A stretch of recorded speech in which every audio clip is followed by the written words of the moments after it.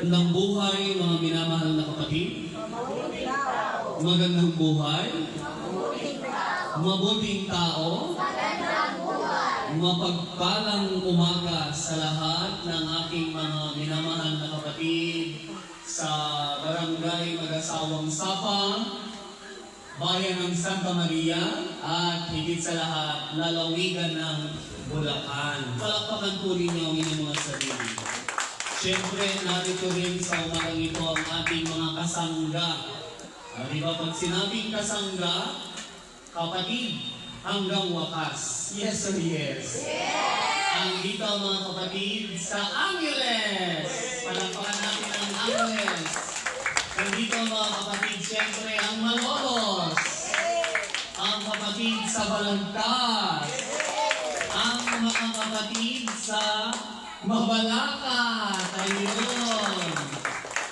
Ang mga kapatid, siyempre, sa grupo namin. Kuya po.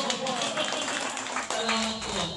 Kasi po pag nag-take tatay, mukha kasi ako nasa langit na kapag nandito.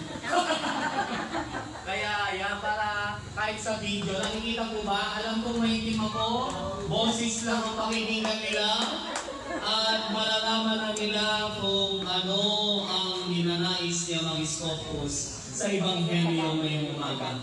Purihin ang Diyos. Unay na dakila ang ating Ama sa makatuwid. Tayong lahat ay natitipon para gunitain natin ang pagdiriwang ng ika-4 na taong anibersaryo. Uy, 4 dapat? Yes or yes? Yes! Ibig sabihin, 4 na po tayo at marami pang taon, Tatay Boy. Na kami ay laging naririto. Yes or yes? Yes! Sabi nga sa kasabihan, walang iwanan. Ang mangiiwan, okay na po. Thank you, kapatid. Hindi na kalulugdan pa ng Diyos. Kaya, ano sabi ng ating Ama? Tayo dapat ay naririto, nagsisikap hanggang wakas. Naririnig po ba po ako sa labas, mga nanay ko dyan? Dapat dito kayo yung aming mga bisita na talagang taga rito sa lugar ito. Ano po? Yung dalawang Vatican na legendary sa bayan ng Santa Maria. Ayan. Siyempre, legendary na yon. May kabataan din na talaga namang si Junior Elder hanggang ngayon, hindi pa rin siya nakukuha. Di ba? Hindi pa rin sila nakukuha sa kabilang banner. Pero, alam ko na kayong lahat na naririto ngayon ay bihasana pagdating sa mabuting balita. Bihasana po ba? Yes or no? Yes! Sigurado kayo? Sigurado kayo? Bihasana po ba tayong lahat sa mabuting balita? Yes or no? Yes! Ayan, yes, malakas ang loob ng aking mga kapatid na to. Tunay nga na sana sa mga susunod pang taon na kayo'y lumaki, nandyan kayo sumasagot ng yes. Hindi yung pag hinanap ko na kayo, ayun, naghahanap buhay. Patay tayo dyan. Di ba? Sana, kung ating pong iginagalang ang araw na ito, mas dapat nating galangin ang Diyos na lumikha ng langit at lupa na nagbigay ng buhay sa bawat isa. Nagpahiram ng buhay upang tayo ngayon ay gumampan. At pag sinabing gumampan, hindi lamang yun yung pagsimba mo sa araw ng linggo. Tama o tama? Opo. Hindi lamang yung pagsimba natin sa araw ng linggo. Naririnig po ba sa likod? Mukhang ano po yung mic natin. Baka pag sa mic nakangongo ako. Okay naman po. Okay. Pasensya na kayo kasi dapat kasi mas ano tayo ngayon Yung enerhiyang ibinigay niya mga Scopus nung ika'y gumising, dapat hindi manghihina. Yes or yes? Kapag ikaw, tao, tutulog-tulog, hinto ka ng mahulog, sayang wala kang mayuwi sa iyong tahanan. Sayang ang pinamasahe mo ngayong araw. Sayang ang inihanda mo ngayong araw. Bagkus, nakarinig tayo ng aral, pumasok sa kanang tenga, swakpak sa isipan, at ito ay isa puso. Amen. Upang mas maipakita ng lubusan kung ano ang nais at kalooban ng Diyos na si Amang Scopus. Kaya nga kung ang taong gumagawa ng mabuti sa kanyang kapwa, hindi ka ba nalulugod, kapatid, na nakikita sa iyo ang Diyos? Yes or no? Yes. Nalulugod ka ba kapag gumagawa ka ng mabuti sa iyong kapwa? Di ba ang sarap sa pakiramdam? Magaan. Hindi nahihirapan.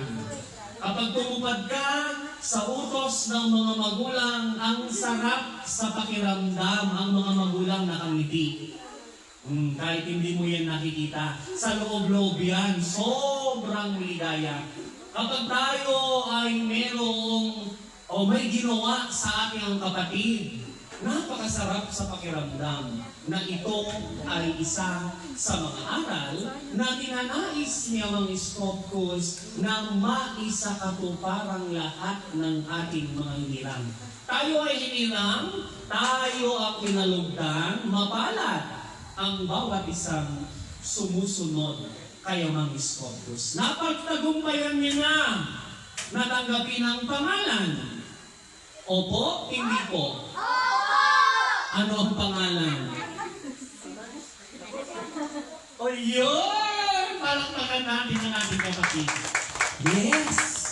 Ganun ang pagsagot. Kaya mong panindigan ang mga lumalabas sa iyong bibig dahil ikaw ay busog sa aral. Yes or yes? Yes! Pag sinabing busog sa aral, kayo ay dapat na masayang sumasagot sa mga katanungan na ating ibabato. Dahil, sabi ko nga kanina mga minamahal na kapatid, bihasa na tayo sa aral. Kaya napagtagumpayan nga ng Father Scopus New Catholic Temple, mga mananampalataya, natanggapin ang pangalan, Scopus Calimis Linisan. Isabihin, ito na yung tagumpay na ninanasa ng bawat isa. Pero hindi pa tapos yun. Diba? Kung baga sa palabas, nakasaad doon, itutuloy. Ayan. Sa wikang English, to be continued. Yes or yes? Yes! Ibig sabihin po nun, patuloy tayo na magsisikap sa pamamagitan ng pag-aaral. Nakita nyo, hindi ka makatatapos kung walang diploma sa karunungang panlupa. Tama o tama? Tama. Yun ang papel na makapangyarihan kung ang basihan ng tao ay yung kaalamang natutunan mo sa lupang ating nakagisnan. Yun ang isang basihan para masabi na, ito'y may kaalaman sa iba't ibang larangan. Ngunit, kung ating bibigyang pagpapahalaga ang karunungan mula sa Kanya, ito ay ipinagsasawalang bahala ng karamihan. Bari-bari po. Yes or yes? Yes! Nakita niyo kung paano binibigyan talaga ng punong ministro ang pagtanggap ng isang tao sa pamamagitan ng tanggapin mo sa iyong sarili, sa iyong buhay, ang pangalan. Tanggapin mo sa iyong buhay, sa iyong puso't kaisipan, si Jesus para mas lubusan mong maunawaan ang bagong pangalan. Kung hindi tatanggapin ng mga tao na nakapag-aral sa sanlibutan na may diploma o kung ano-ano pa mang kursong tinapos, sayang ang karunungang panlupang natutunan sa ibabaw ng daigdig. Yes or yes? Yes! Unay na napakabuti ng Diyos sa makatwid, ibinaba niya sa bawat isa gamit ang kasangkapan, gamit ang tao. ibinulalas niyang maigi sa bawat isa.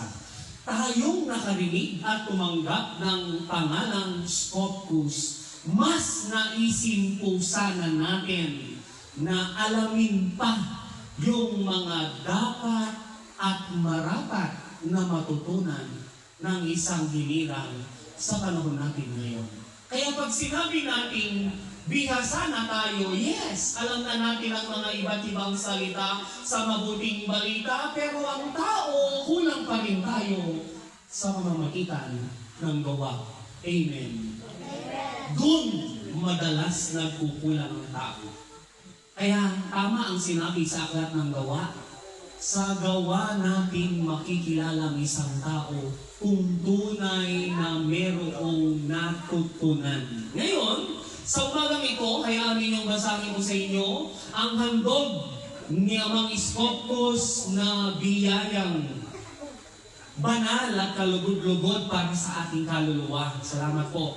Ito ay dapat na ginagawa natin hindi lamang sa araw-araw na ikay binigyan ng buhay, bagkus mas ngayon ibinibigay natin ang ating sarili bilang buhay na handog kay Amang Scopus para sa pagdiriwang natin ng ika-4 na taong anibersaryo sa Santa Maria Chapter.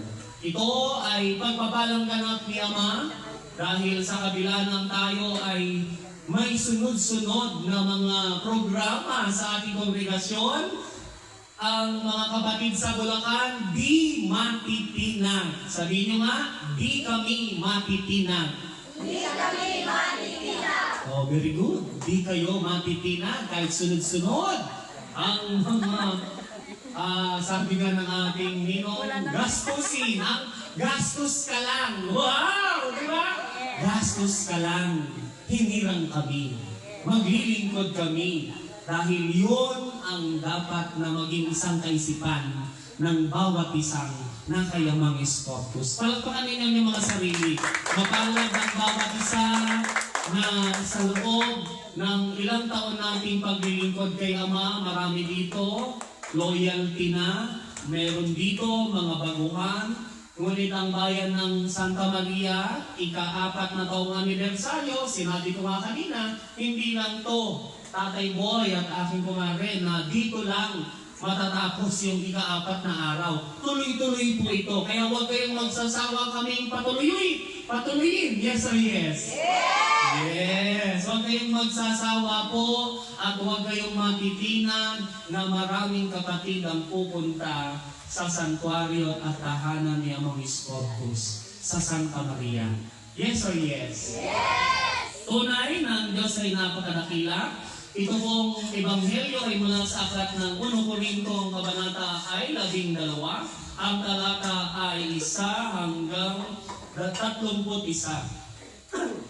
Sapagkat si Kristo'y tulad ng isang katawan na may maraming bahagi. Bagamat binubuo ng iba't ibang bahagi, iisa pa ring katawan.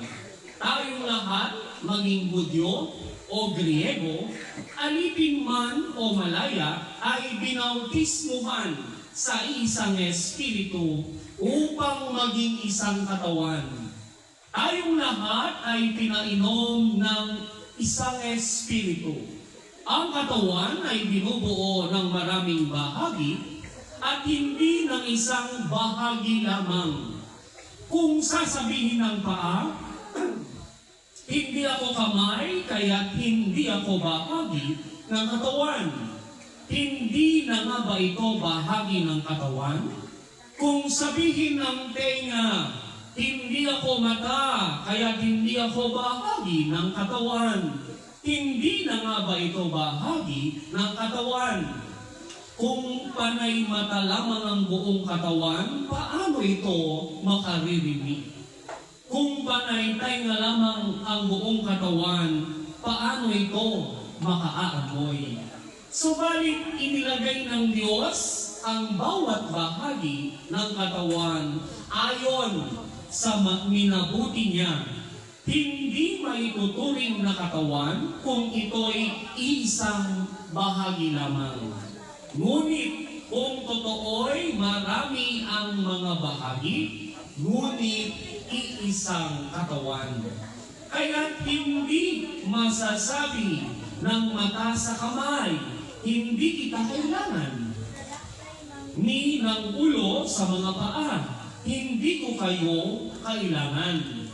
Sa katunayan, ang mga bahaging wari mahihina ay siya pang kinakailangan. Ang mga bahagi ng katawan na inaakala nating hindi gaanong kapuri-puri ay pinagukulan ng higit na pag-aalaga. Ang mga bahaging hindi likas na maganda ay siya nating pinapaganda. Hindi na ito kailangang gawin sa mga bahaging sadyang maganda. Nang isaayos ng Diyos sa ating katawan, binigyan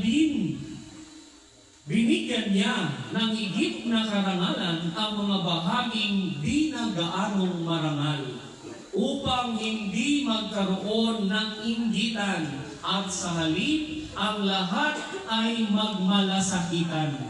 Kung nasasaktan ang isang bahagi, nasasaktan ang lahat. Kung pinararangalan ang isang bahagi, nagagalak ang lahat.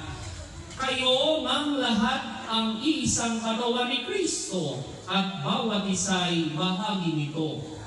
Naglagay ang Diyos sa iglesia, una ng mga apostol, ikalawa ng mga propeta, at ikatlo ng mga guro.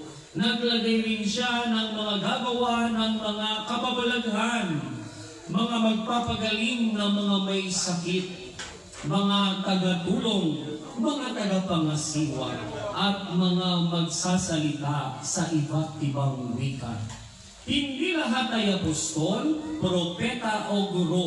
Hindi lahat ay binigyan ng kakayahang gumawa ng kababalaghan, magpagaling sa mga may sakit, magsalita sa iba't ibang wika, o magpaliwanag nito. Kaya't buong taimtim ninyong nasain ang mga kaloob na lalong dakila.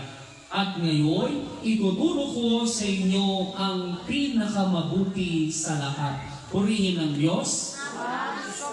Ito ang mabuting balita na kaloob sa atin ng Diyos na si Amang Scopus sa umagang ito.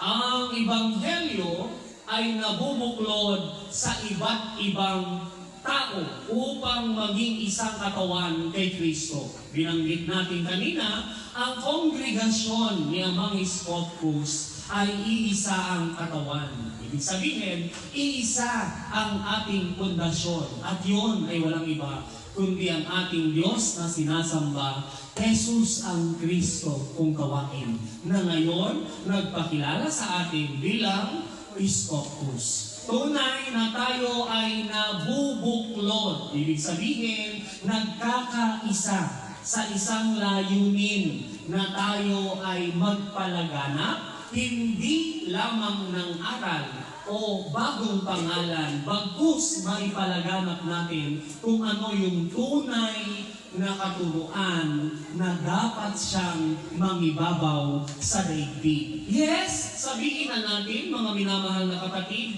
marami ang nagbabasa ng mabuting balita. Marami ang nangangaral sa lansangan ng mabuting balita. Marami ang kongregasyon.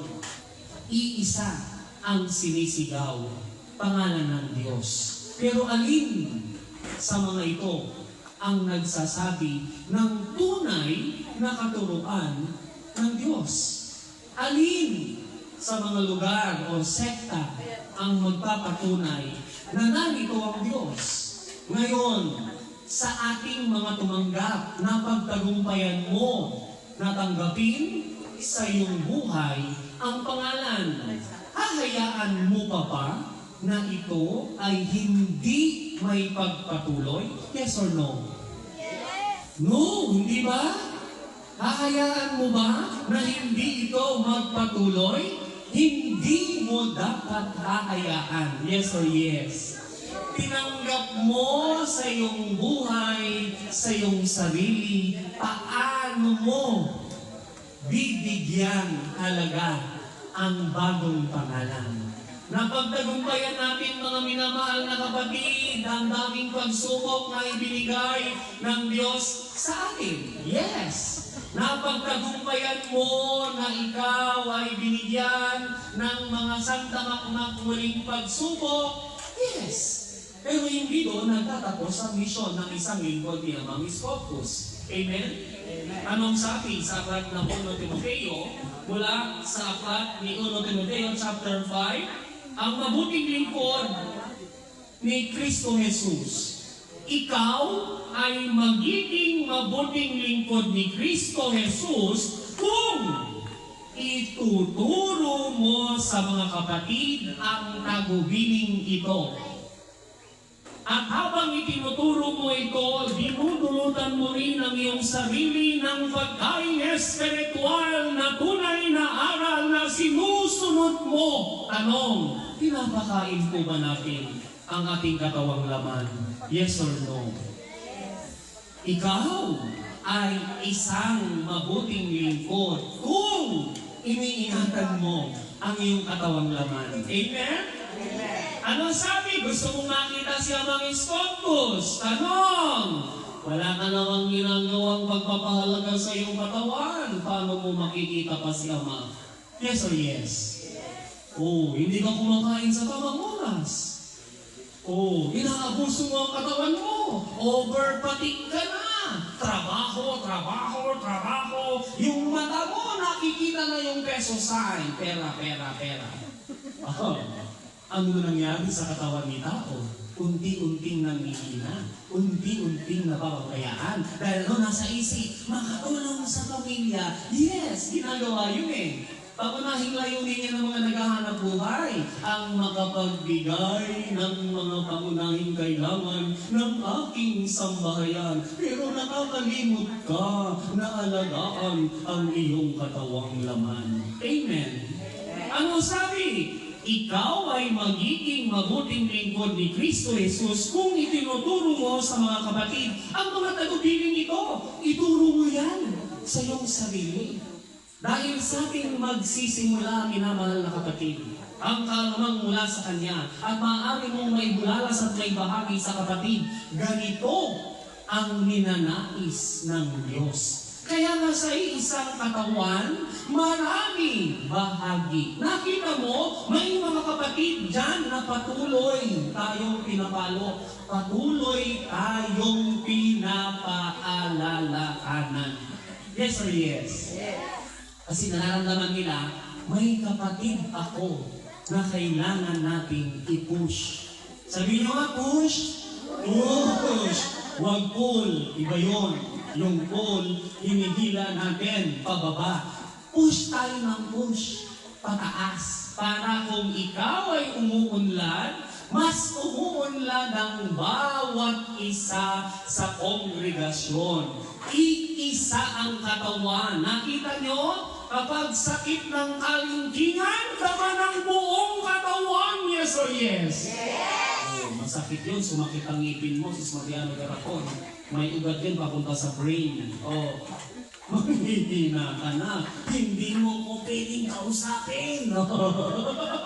Yes or yes? Kasi ramdam mo ang buong sakit sa katawan.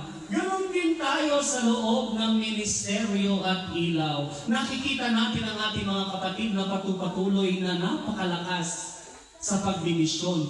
Yun ang gamitin nating sandata para mas maipakita natin sa ating mga kapatid na tayo ay masiglang nakikiisa sa kongregasyon. Hindi nang napipilitan. Nakita niyo yung isang tao na ang kanyang misyon ay maglingkod, ibigay ang sarili. Oh, napaka-positibo ng tanaw niya sa buhay. Nakikita mo naman yung isang kapatid mo, puro negatibo, wala nang iniisip, kundi ganito, ganyan. Nakikita mo kung paano na unti-unting nangihina kasi ang dami na apektuhan. Ang daming nangyayaring di maganda. Kaya ito yung law of attraction, kung ano ang iyong iniisip siyang mangyayari.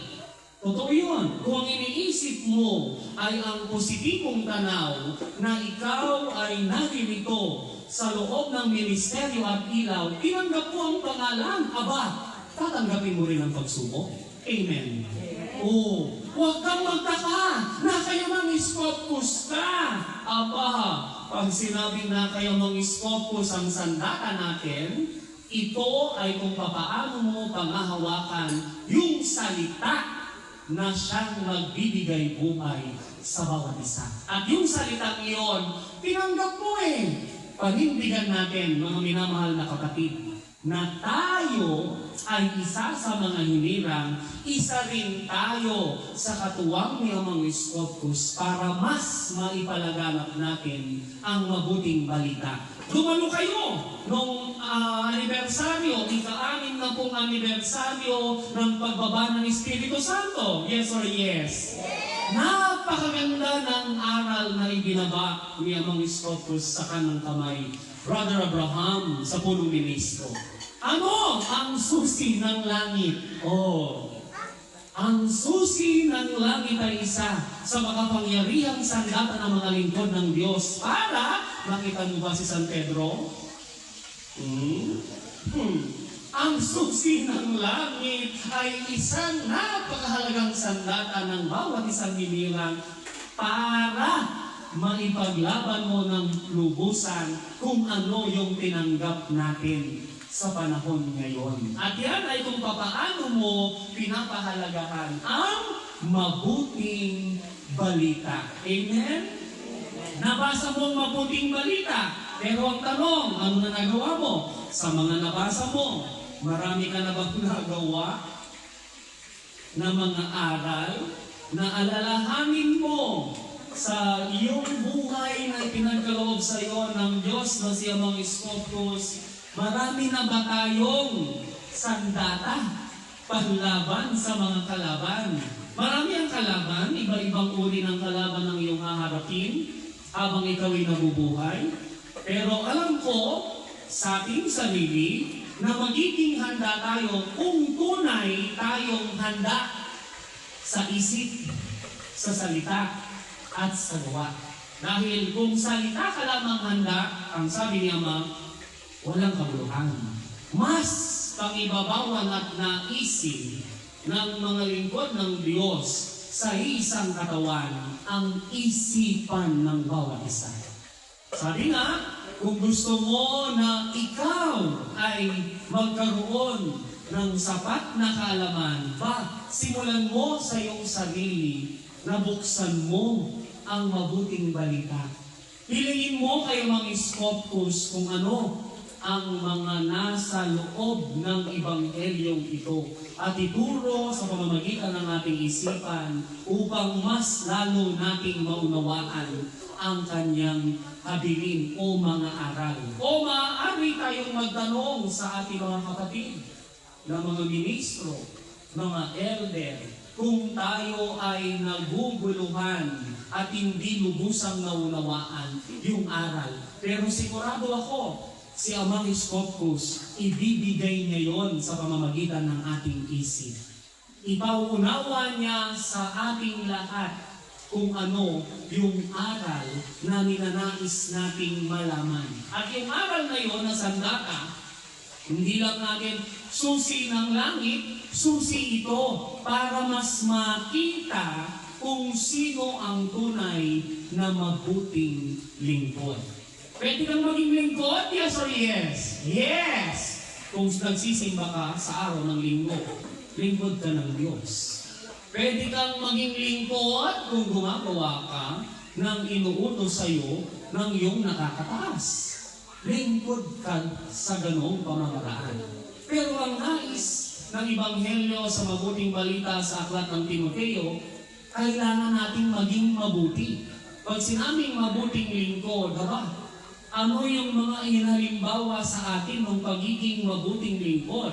Huwag mong pagaksayahan ng panahon ng mga alamat na walang kabuluhan.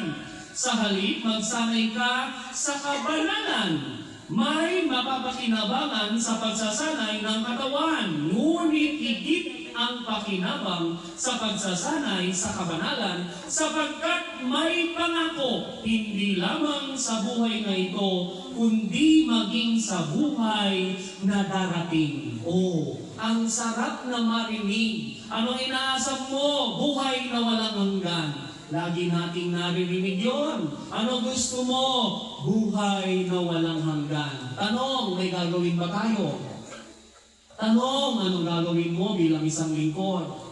Tanong, hanggang dun na lang ba yung magagawa natin? O marami pa? Kaya nga sabi, ikaw ay maging mabuting lingkod. Saan? Sa anong pamamaraan? O hindi lamang yan sa salita, maging sa gawa, maging sa pag-uugali, sa lahat ng aspetong ika'y binigyan ng pagkakataon ng Diyos. Karunungan, kaalaman, lahat ng yan, inaaral natin eh. Narito ka, sa silid-aralan ni Amang Scopus, hindi mo tatanggapin yung para sa iyong katawang laman, higit lalo para sa iyong katawang espiritual. Amen? Ito ang silid-aralan para mas maunawaan ng lahat ng nasa Father's Corpus kung ano ang isang pagiging mabuting lingkod. Yes, mabigat. Kasi paglabas natin dito, hindi ko alam kung anong magiging grado ng bawat isa. Nakabase yan sa pamamagitan ng mga nagawa na natin sa ministeryo at ilaw o mga nagawa natin bilang isang tao at higit sa lahat, lingkod ng Diyos. Iisa ang katawan, ngunit maraming bahagi. Iba-iba ang kaloob sa bawat isa. Merong mga ministro, merong mga elder, merong senior minister, merong mga sakristan. Pero iisa ang layunin. Pinagbuklod tayo sa iisang katawan. Turo at aral nino, Jesus ang Kristo. Kaya nakita niyo ano sabi ng Panginoong Jesus? Walang makapupunta sa Ama sa pamamagitan ko. Sino ang nagwika? Jesus ang Kristo. Nasaan ang anong ginawa ng Jesus ang Kristo?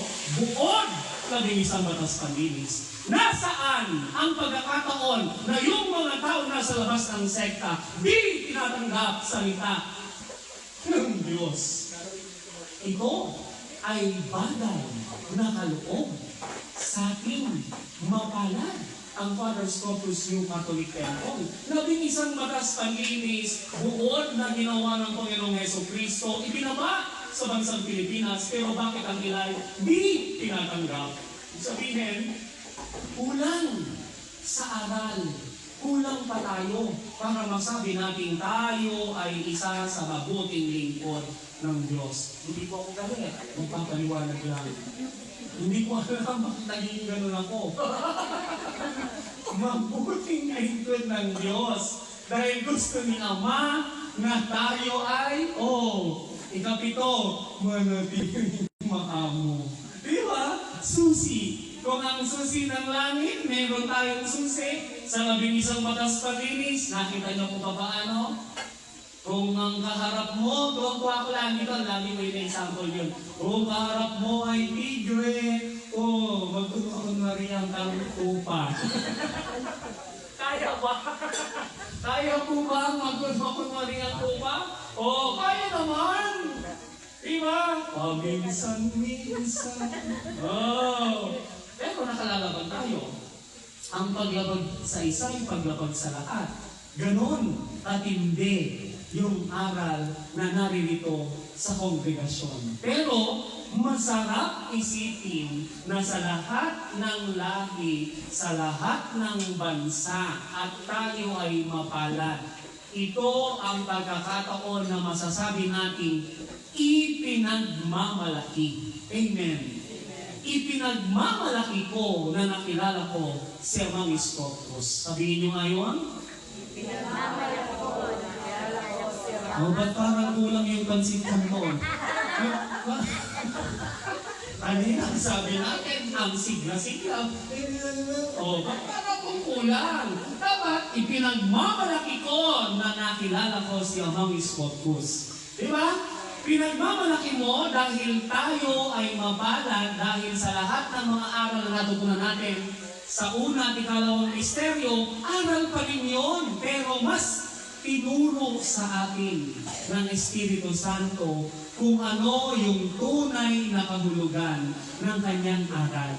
Ito yung sandata ng bawat isang hinirang na sa kabila ng tayo ay maraming pagsubok, maraming alalahanin, maraming pagkukulang, hindi pa rin tayo pinababayaan ni Amang Iskopus. Nakita nyo, marami sa akin, maraming pagkukulang.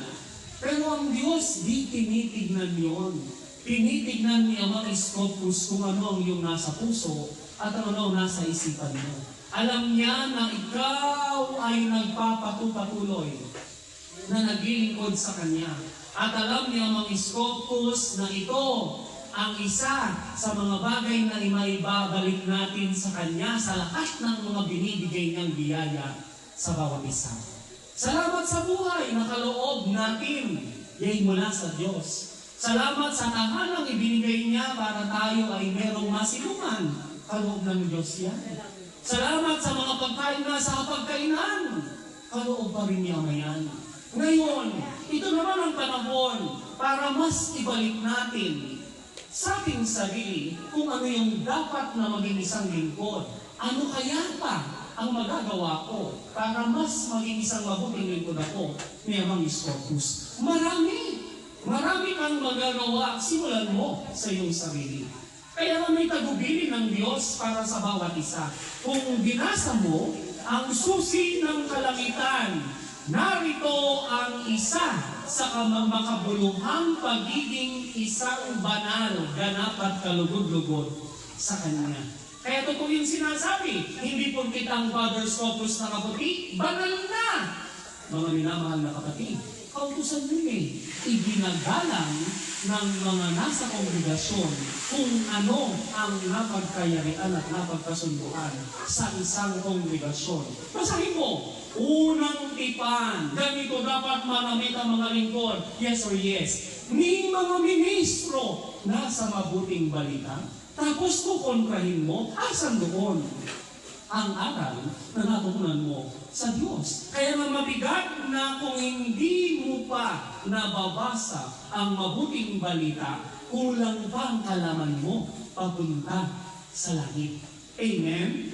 Kung kailangan mong dalhin ang susi ng kalangitan, sikapin mo, mga minamahal na kapatid, basahin. Ito ang sandata ng bawat isang minirang. Hindi lang kami ng mga ministro magbabasa ng mabuting balita, ng mga ebanghelyo, kaya mo ring magbasa, malaki na kayo. Amen. Di ba? Ang dami sinasabi ko sa mga bata, ang dami yung binabasa mga libro ng mga iba't ibang subject. Subukan yung basahin ang mabuting balita. Ewan ko na lang. Ayan. Ewan ko na lang. Baka isa kayo sa mga kasama sa loob ng kawan para mas maipalagana pa natin. Kaya nasabi, mas pagbubuklurin pa tayo. Hindi lamang siguro isang pamilya ang naririto, kung darating ang panahon, mas pinagbuklod at mas maalam ang mga kapatid sa Ministeryo at Ilaw. Dinapakasaya na ang dami nating mga lingkod ni Amang Iskopus. Natuwa ako nung sinabi ng Diyos na si Amang Iskopus, mas higit niya kailangan ng maraming Abraham. Pero hindi mangyayari yung Abraham na yon kung hindi tayo magsisimula na mag-aral sa kaloob ni Amang Iskopus. Amen? Nakapag-aral na tayo. Napagtagumpayan na natin ang pangalang Iskopus. Nalaman na natin, napagtagumpayan na natin, nalaman kung papaanong tinanggap mo sa iyong buhay si Jesus. At kapag tinanggap mo sa iyong buhay, hindi na mahirap tanggapin si Amang Iskopus. Kasi sabi na, ako at ang Ama ay iisa. Si Jesus ang nagsabi. Kaya bukas at bukal sa iyong kalooban na ang Diyos na ating sinasamba, walang iba kundi ang Diyos na makapangyarihan. Napagtagumpayan mo na yon. Ngayon, kailangan mong mapagtagumpayan kung ano yung turo at aral. Ito ang dapat mapagtagumpayan. Yung kung papaano natin lubusang maitatanggal sa katawan mo yung mga bagay, pag-uugali na alam natin na hindi lubusang mahalaga at kapaki-pakinabangan, na hindi makatutulong o mga hadlang para tayo ay maging isang mabuting lingkod. Pero kung nasa atin pa ang mga ito, ibig sabihin lamang nun, kulang pa tayo sa kung papaano ang pagiging ganap at pagiging banal. Kasi kung hindi tayo nagkakamali, pag sinabi ng kapatid na siya ay nagpapakabanal, sa kanyang isipan, puro yan positibo, puro yan kabutihan, at nakikilala yan sa pamamagitan ng gawa. Sabihin, puro kung ano na yung dapat na maging tayo. O di ba? Wala sa kanya ang kapalaluan. Napaka-straight na niyang tao. Sino dito ang straight na tao? Hindi na nagsisinungaling. Itaas ang kamay.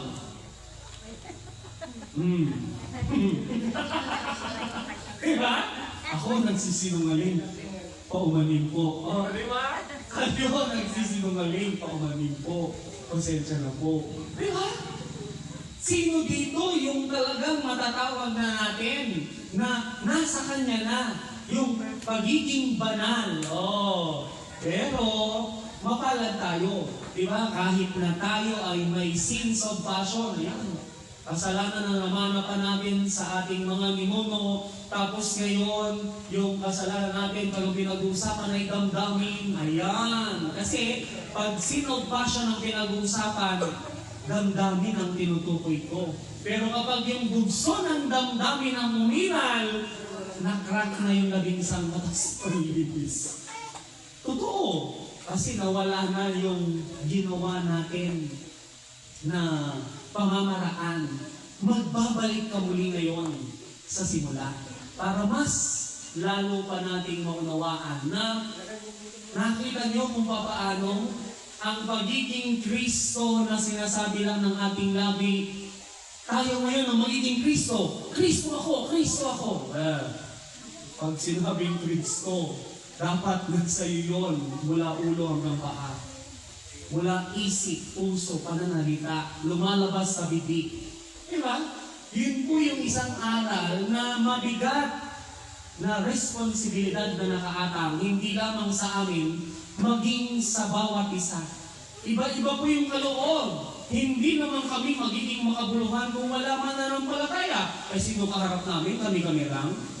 Yes or yes? Diba? Hindi magiging matagumpay ang mga ministro kung wala kayo na kasama namin sa pag-aaral. Kami ay nag-aaral, katuwang namin po kayo para mas maunawaan ng lahat. Kaya nga sabi, from the word pinagbuklod, pinag-isa tayo sa salita ng Diyos. Eto, tanggapin po natin ang salitang iniwan ng Diyos na si Jesucristo is focus na ating sinasamba para mas matibay yung ating pinanghahawakan. Ito po yung mabigat na responsibilidad ng pagiging Kristo.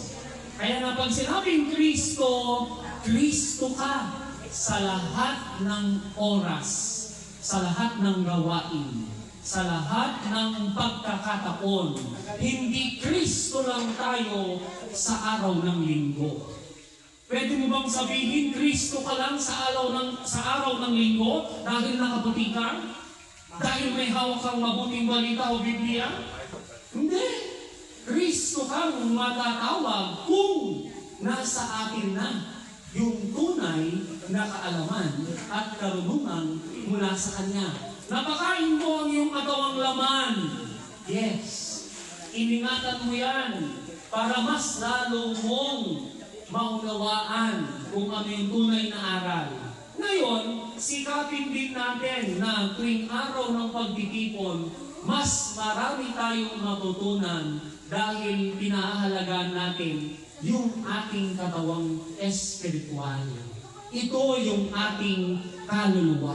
Kaya nga totoo yung sabi nung ating sinabi ng ating punong ministro, nakita mo kung paano mas iniingatan dapat ng mga nasa ministeryo ang kanyang kaluluwa. Ngayon, tanungin ko po kayo, iniingatan po ba ninyo ang inyong kaluluwa? Yes. Oo. Ginagawa po ba dapat natin na masigit na pahalagahan ang ating katawang espiritual? O, kayo po mga kasagot niyan. Dahil kayo po ang nakarinig, nakabasa, at kaisa namin sa pag-aaral ng mabuting balita sa ministeryo. Kaya nga sikapin natin ng mga kapatid sa iglesia, kahit wala sa ministeryo at ilaw, ikaw na kapatid na nakapag-aral ng mabuting balita, na maaari natin itong maipahayag at maipalaganap sa mga kapatid natin na naghahanap ng pagkalinga ng Diyos. Huwag nating aksayahin ang panahon na tayo-tayo lang. Masaya na ba kayo na tayo-tayo lang? Malay natin, darating ang panahon, mas marami na ang nasa loob ng ating kawan. Marami na ang nasa loob ng ating iglesia. Yan ay sa pamamagitan ng bawat isa. Ano sabi ni Amang Scopus? Hanggat maaari, mag-akay tayo. Diba? Sinabi niya yan nung pagbaba ng Espiritu Santo, anibersaryo nung February 1st. Sikapin natin na makapagdala tayo ng mga kapatid o makaakay pa tayo ng iba pang anghel na nasa labas ng kongregasyon. Kaya natin yun eh. Sikapin natin na sana bago matapos ang 2026, February pa lang, may 10 buwan ka pa. Kaya ba natin na makaakay ng isa pang kapatid papasok sa ating kongregasyon? Kakayanin, yes or yes? Gagawin po natin ang ating makakaya. Ganun po ang ating kasagutan. Maging positibo tayo na ito ay ninanais niya mga Scopus. Ngayon, katuwang niya tayo. Dahil kung magtagumpay ka, nakita mo kung paano nalulugod sa atin ang Diyos. Di ba? Pinararangalan natin yung iisang katawan. Kapag pinararangalan mo yung isang kapatid, higit na pinararangalan natin ay Diyos na sinasamba. Scopus Cardinals Linisan. Yun ang isang aral na ibinahagi sa atin ng ating Diyos. Ito ay pagkakataon para gisingin ng ating sarili na hindi lang si Ama dapat ang gumagawa ng paraan para mas maraming makapasok sa ministeryo at ilaw. Panahon na para muli nating gisingin ang ating sarili. Na kung anong ginawa natin nung una, nagbalik tayo nung una sa kasaysayan, hindi ba dahil sa mga ministro kaya naitatag, dahil sa mga kapatid na nakakilala ang ibang kapatid sa lugar kaya nakakilala ang ministeryo. Ganun po muli ang gawin natin. Sikapin natin na tayo ngayon ay magkaroon ng iisa muling layunin na makaakay tayo ng mga kapatid na maaari nating makasama sa pagdakila kay Amang Scopus. Makasama hindi lamang tuwing araw ng linggo, bagkus hanggang siya'y magkaroon ng sapat na karunungan mula sa Diyos. Hindi lamang dapat tayo magsasama ng kapatid na ito ay pansamantala lamang, kapatid na pangwakas or panghabang panahon. Kasi pag sinabi natin never ending, mula simula hanggang wakas. Di ba? Never ending, walang katapusan. Kaya kapag tayo ay merong iisang ganong layunin. Di ba? Pag ikaw, 2026 na, nag-New Year, gusto ko magpapayat. May goal ka. Yes or yes? Aminin. Oo, nagagawa mo naman eh. Ngayon, challenge. Diba? Challenge naman natin sa ating sarili. Makaakay tayo sa loob ng 10 buwan o ng kapatid na maaari nating makasama sa lugar ng Malolos. O dito sa Santa Maria. O dito sa Angeles. O doon sa Mabalacat. Mga kapatid natin na wala sa Ministeryo at Ilaw na maaari nating maging kapatid. Dahil meron tayong isang layunin. Kapatid natin sila sa kongregasyon, magiging kapatid natin silang tunay sa kongregasyon ng Father's Focus New Catholic Temple. Kasabi ng iba, mahirap yan, minister. Hirap yan, ilang taon na po kami dito. Baribang tao. Wala naman pong imposible kung ang positibong tanaw na aking sinasabi ay lubos na mangyayari. Di ba? At least, hindi po tayo nagkulang. Tayo pa rin po ay sumunod. Di ba? Tagubilin sa atin yun eh. Yun ang nais na ipinaparating at pinapabot sa atin ng dakilang Ama. Na ginigising niya ay muli yung ating panahon na nung nagsisimula tayo, kalakasan nyo para mag-misyon. Yun ang nakikita ko doon. Kumbaga parang mas pasiklabin muli natin yung nag-aalab na mga kapatid na pag sinabing misyon, tara doon, tara dito, tara sa kuya ko, tara. Di ba? Ganon po kayo noon. Maliit pa lang kami. Amen? Di ba? Maliit pa lang kami noon. Pero nakita po namin yung tunay na kahulugan ng mga ginagawa ng mga kapatid. Doon namin napagtanto na talaga naman po Diyos ang kapiling ng ating kongregasyon. Father's Focus New Catholic Temple. Kaya nga, nais muli nating gisingin ang mga kasama nating kapatid dito na ganun muli ang gawin natin. Kasi sabi na, there is no harm in trying. Walang masama, diba? Kung muli nating gawin yung bagay na yun. Malay natin, marami tayong mabingwit. Uy, isda. Diba? Marami tayong muling maakay papasok sa Ministeryo at Ilaw. Walang imposible yan kaya mga Scopus kung ang bawat isa ay talaga namang iisa ang pagsagwan.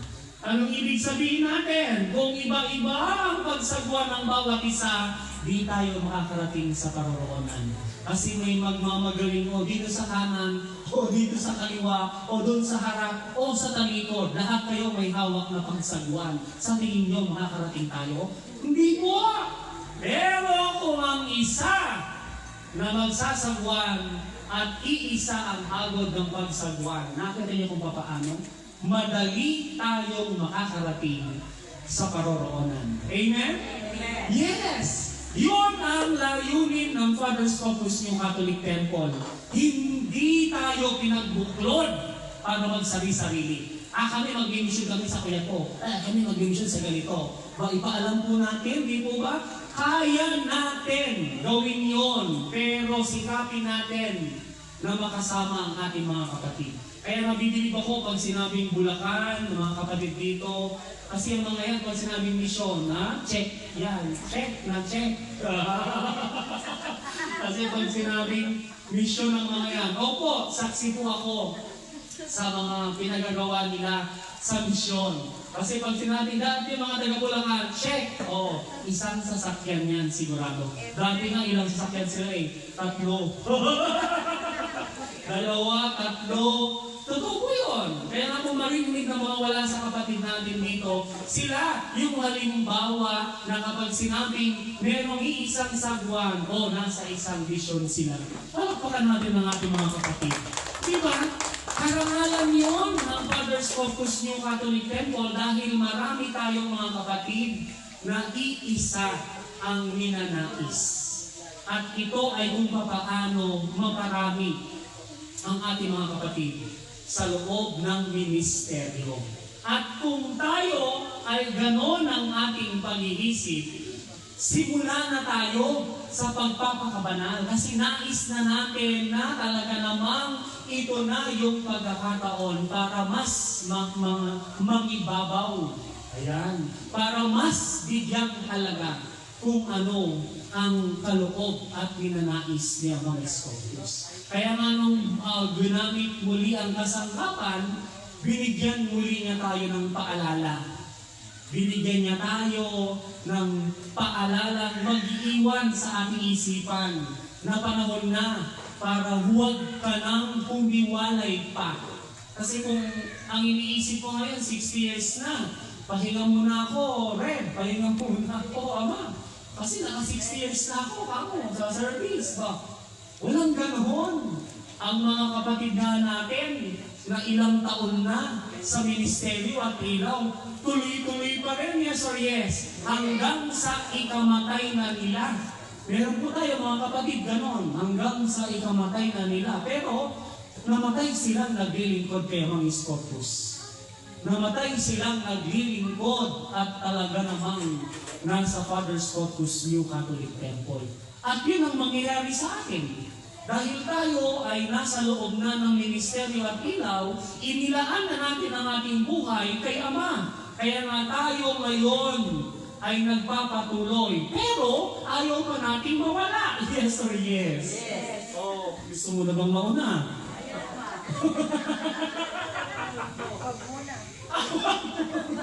Opo. Ama, salamat po. Huwag muna ngayon. Diba, Ama? Oh, di sabihin, inihahanda tayo ni Amang Scorpius sa magiging mas makabuluhang misyon. Amen? Amen? Yes po, totoo po yun. Inihahanda niya pa tayo. Kung yung 60 taong pagbaba ng Espiritu Santo naging makabuluhan, hintayin pa natin yung 40 taon para magsinting yan. Wow!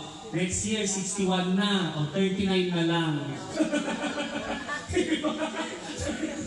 Parang mahirap yung minister. Diba? Ilan taon na po kayo noon? 100 years na. O, 60 po ngayon eh. O, 96. Wow! Malapit na po kayo sa 100,000. Kayo po, ilan taon na? Pagsintingan na. 101. Wow! Hala kayo. Diba si Ama nga, ay sinin po ng ministro nga, di po ba? Kami hinihiling niya 120. Oh, kaya po kaya yon? 120? Tayo po kaya? Ano na rin kayo sa ating isipan, sa ating sarili? Oh, 90? Isip ko pag 90? Okay, 100 din ako para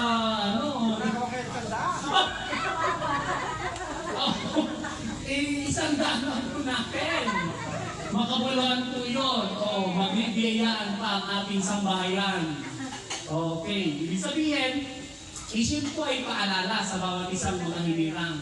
Nakita niyo kung paano sa loob ng 60 taon, hindi pa rin po tayo nakikinag sa mga nangyari, sa mga nakalipas na taon, hindi pa rin po tayo mawala sa cycle. Bagkus, bumabalik-balik at nagpapatuloy po tayo sa kung ano yung dapat. Kasi yun yung isa sa minimensahe sa atin.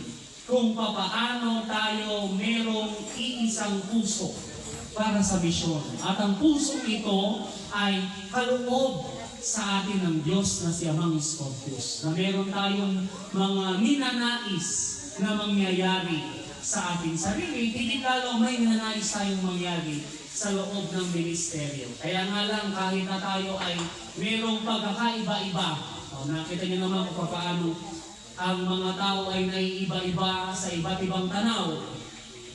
Iba po ang kaisipan ng mga kapatid sa South. Meron mga kapatid na iisa, o sabi natin iba sa pananaw nila dun sa kung ano yung ninanais ng ating punong ministro. Pero sa makatwid, hindi yon nagiging hadlang para muli tayong pag-isahin sa isang kongregasyon. At nakita po natin kung paano mas dumarami ang ating mga santuaryo sa pangunguna ng ating punong ministro. Nakita niyo po kung paano mas naipapalaganap ang pangalan ng Diyos na si Amang Scopus. Kasi nung dati po, nasa 30 lang po ang santuaryo. Ngayon, 40 plus na. Higit 10 na po ang mga naidagdag na mga bagong santuaryo ng Father Scopus New Catholic Temple. At malapit na po yatang maging 50. Kasi may mga parating pang mga kapatid sa iba't ibang lugar sa Visayas at sa Mindanao na patuloy ang misyon ng ating mga kapatid. Hari nawa na isama natin sa ating mga panalangin ang muling pagpapaunlad o muling uunlad palalo ang ating kongregasyon para makilala hindi lang sa island ng Luzon, maging sa Visayas at sa Mindanao. Para kapag tayo ay na masyal at nag-mission sa Mindanao, wow, di ba? Kasi iba na po nun eh. Meron na tayong city natin. May mga pondo na ang bawat santuaryo. O, di ba? Di malabong mangyari.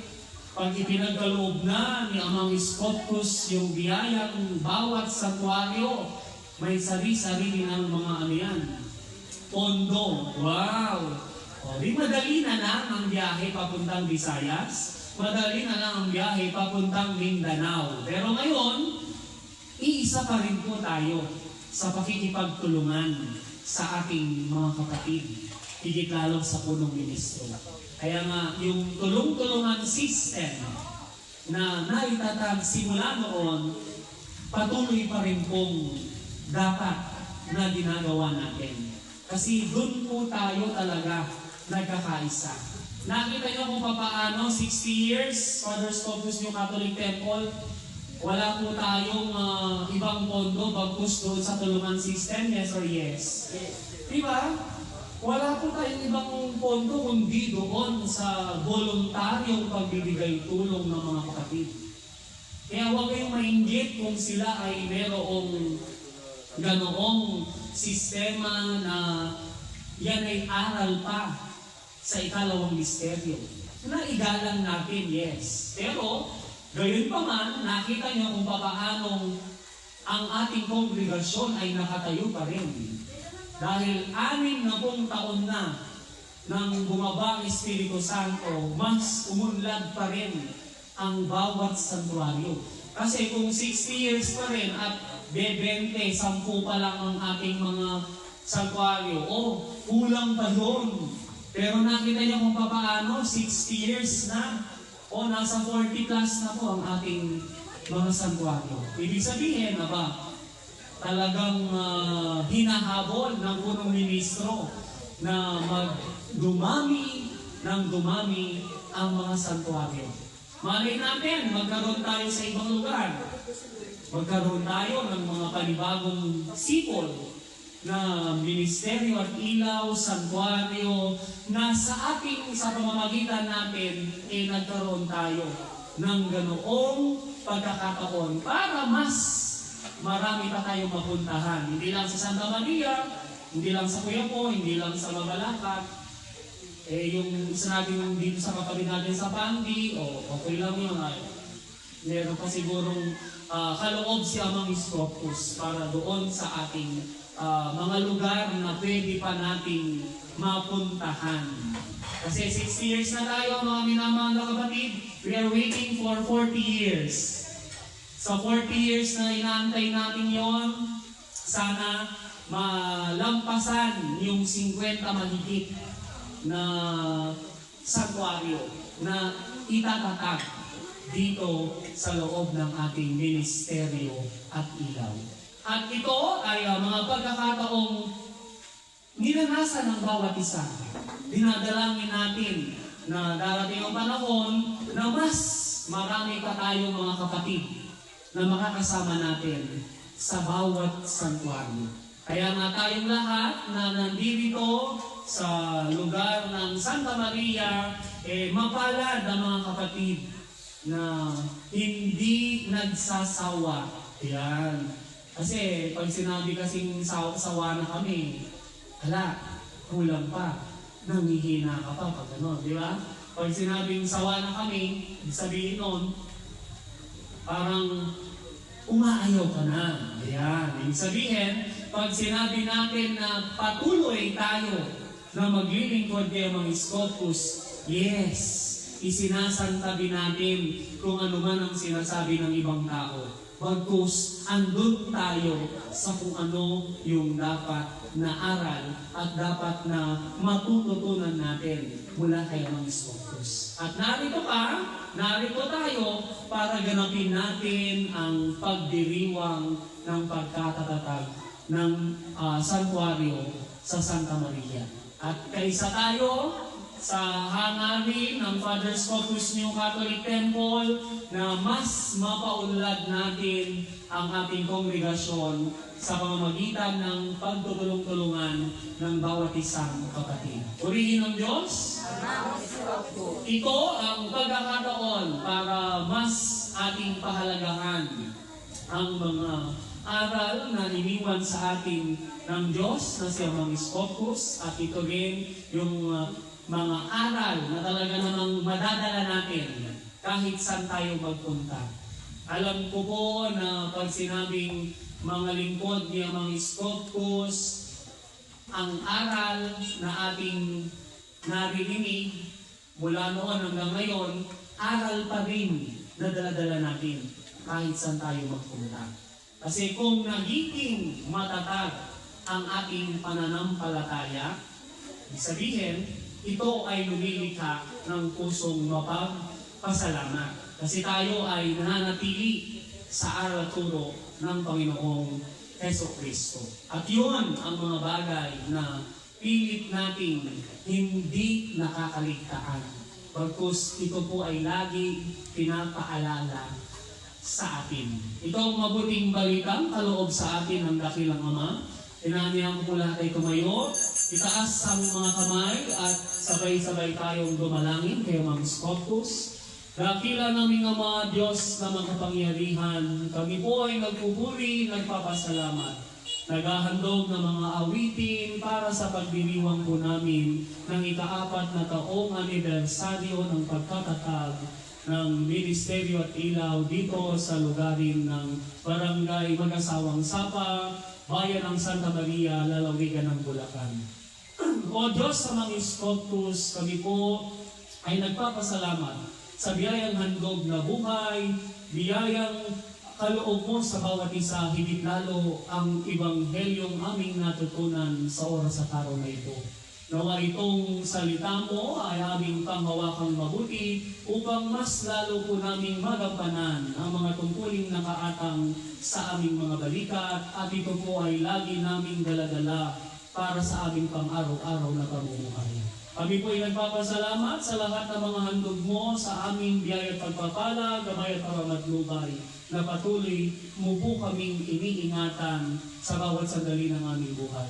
Patawarin mo po kami, O Diyos, sa aming mga pagkakasalang nagagawa sa iyong bagong pangalan at higit lalo sa aming mga kapatid. Dalangin po namin na muli mo kaming ingatan, gabayan sa aming pag-uwi, sa aming mga tahanan, pagkatapos po ng aming pagdiriwang ng anibersaryo sa lugar.